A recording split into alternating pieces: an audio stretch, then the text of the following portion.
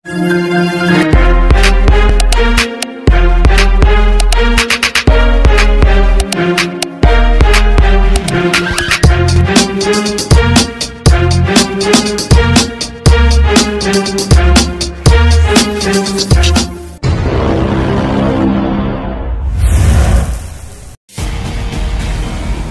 One Piece dikenal memiliki alur cerita yang bisa dibilang sangat kompleks, karena begitu banyaknya komponen yang saling berkaitan satu sama lain, baik itu dengan pemerintah dunia, bajak laut, dan tentara revolusi.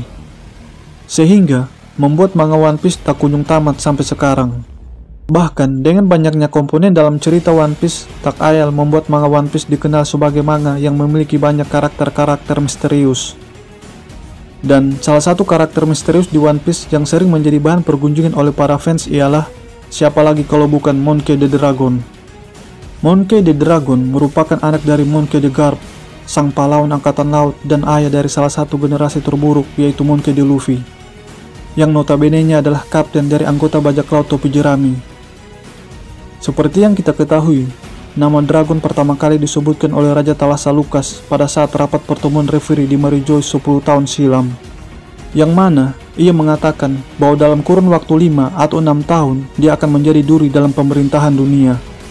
Karena Dragon sendiri merupakan pimpinan sekaligus penggagas dari terbentuknya organisasi tentara revolusi, atau biasa dikenal dengan sebutan Revo Army. Jika kita mengacu pada Kamus Besar Bahasa Indonesia tentang arti dari kata revolusi, maka, maksud dan tujuan dari organisasi Revo Army secara garis besar adalah ingin mengubah tatanan dunia yang meliputi tentang sistem pemerintahan, khususnya tentang keadilan sosial bagi seluruh rakyat dunia perwanpisan. Atas dasar alasan itulah yang membuat pemerintah dunia mewanti-wanti pergerakan dari tentara revolusi, bahkan mencap Monkey D. Dragon sebagai orang yang paling dicari. Sebab pemerintah dunia masih menjunjung tinggi perbedaan kasta dan perbudakan yang sering dilakukan oleh para bangsawan dunia, terlebih khusus para Tenryubuto atau naga langit.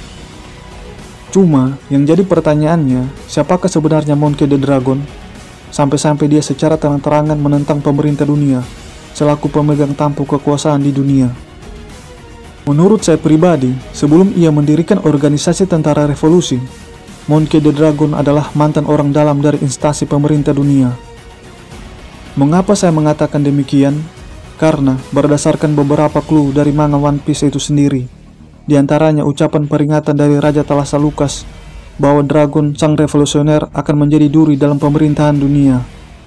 Jika kita cermati dari kalimat tersebut secara mendalam, terutama yang ada kata durinya, maka terdapat sebuah kesan tersirat bahwa dulunya Monkey D. Dragon pernah mengabdi kepada pemerintah dunia.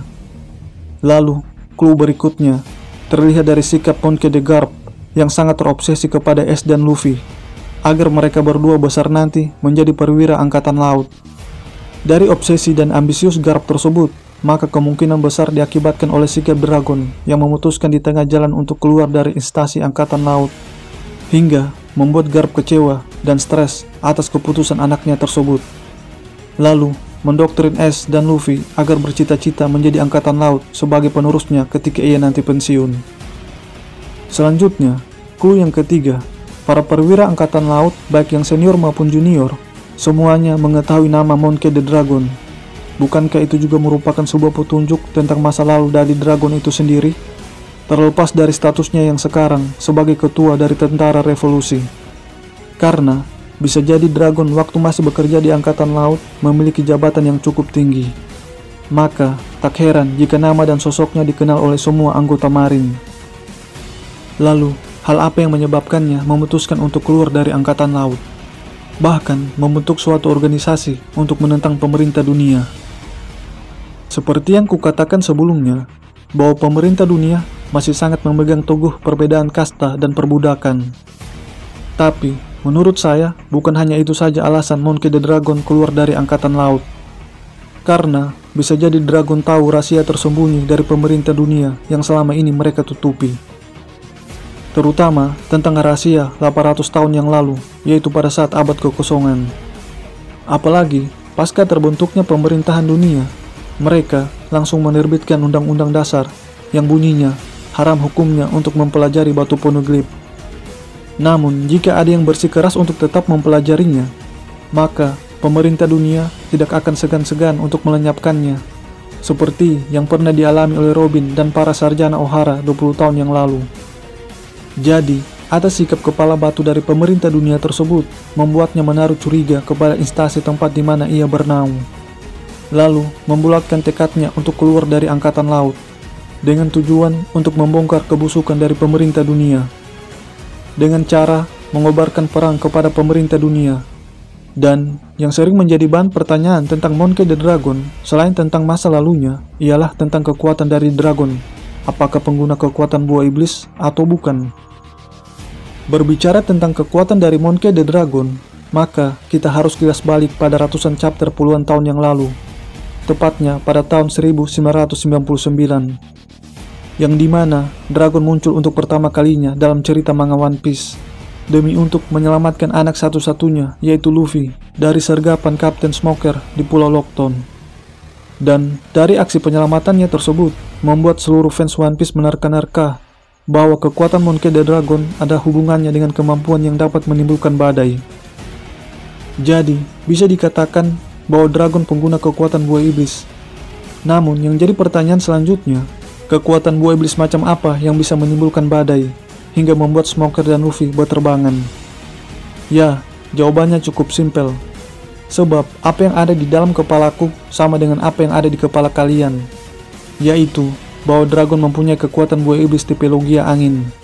Karena di setiap kehadirannya, pasti selalu saja ada angin yang berhembus seperti di Pulau Lockton dan di kerajaan Goa. Tepatnya ketika dragon pertama kali bertemu dengan Sabo kecil yang sedang melarikan diri dari orang tuanya. Sebab, seperti yang kita ketahui, para pengguna kekuatan buah iblis logia level atas mampu mempengaruhi iklim daerah di mana ia berada.